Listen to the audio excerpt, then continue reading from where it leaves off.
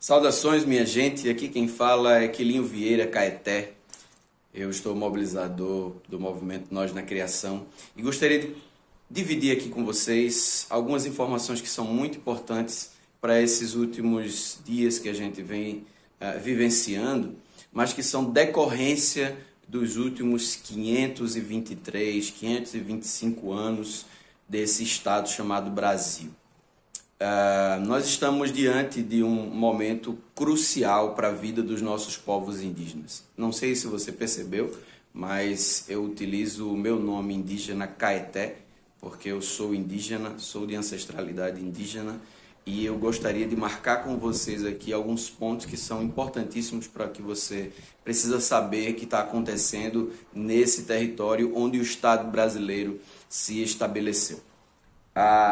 Nós estamos às vésperas, literalmente às vésperas, porque nessa terça-feira vai ser votada no Congresso Nacional a PL 490, que é uma reedição do Marco Temporal, que tem por objetivo tirar dos nossos povos indígenas o direito ao seu território ancestral, ao seu território sagrado, querendo demarcar que esses territórios só pertencem aos povos indígenas que estivessem presentes neles mediante a promulgação da Constituição de 1988.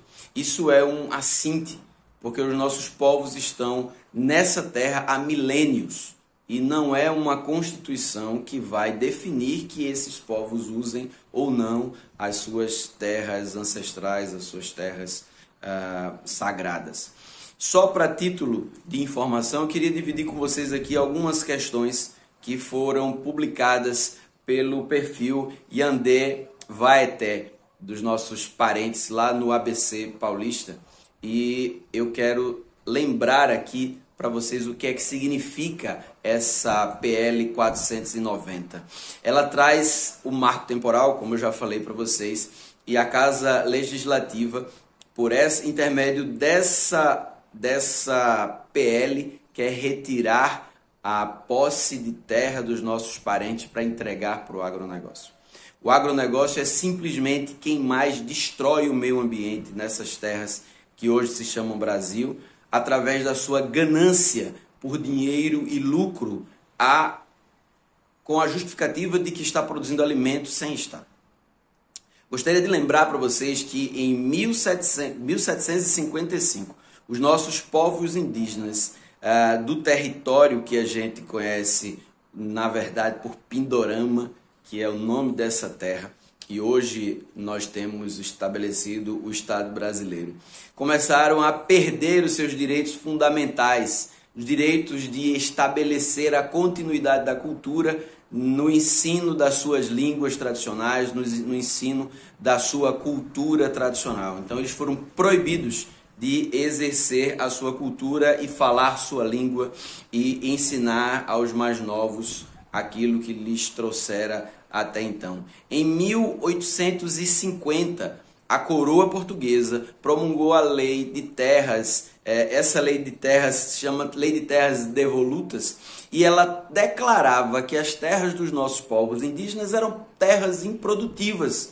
porque partiam do pressuposto europeu do que vem a ser terras produtivas ou não. Mas só que aqui não é a Europa, aqui é terra indígena, aqui é Pindorama.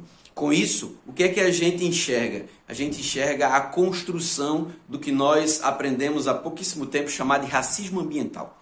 Nós tiramos das terras produtivas, das terras belas, das terras ricas, onde há a nossa cultura, o território que se constrói a partir da vida, a partir da relação dos seres viventes. A gente tira as pessoas deles e joga elas para as periferias, joga elas para os ambientes inóspitos, joga essas pessoas não brancas, essas pessoas ditas como não produtivas, para lugares onde elas vão sofrer as consequências do que se chama produção para esse pensamento ocidentalizado que a gente vive.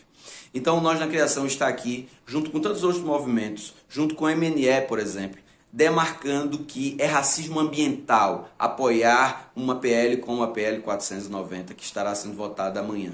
Então, nosso convite, enquanto movimento ambientalista, nosso convite, enquanto movimento que está para auxiliar a igreja brasileira a entender que ela é parte da criação de Deus. E por ser parte da criação de Deus, ela precisa exercer o seu papel profético, denunciando as coisas que vão de encontro à criação de Deus, as coisas que se estruturam para explorar a criação de Deus e transformar ela em mercadoria. Então, o marco temporal é pecado. Não fala de avanço, só fala de retrocesso. O marco temporal é pecado, porque não fala de vida, só fala de morte. O marco temporal é pecado, porque nas palavras de Jesus a gente aprende que não dá para servir a dois senhores. Ou nós vamos servir ao Deus Criador de todas as coisas, ou a gente vai servir ao dinheiro. E o marco temporal é uma estratégia que está sendo apoiada por parlamentares evangélicos, mas é uma estratégia satânica, demoníaca, porque serve a Mamon, o Deus do dinheiro. Assim, meu irmão, minha irmã, eu quero convidar você para se posicionar contra o marco temporal, se posicionar contra a PL 490, se posicionar e pressionar os seus parlamentares para que eles possam entender que não faz parte do plano de Deus apoiar uma estrutura que destrói a sua criação, porque Deus ele se revela na sua criação. O capítulo 1 de Romanos vai dizer que tudo que pode ser conhecido de Deus está revelado naquilo que ele criou.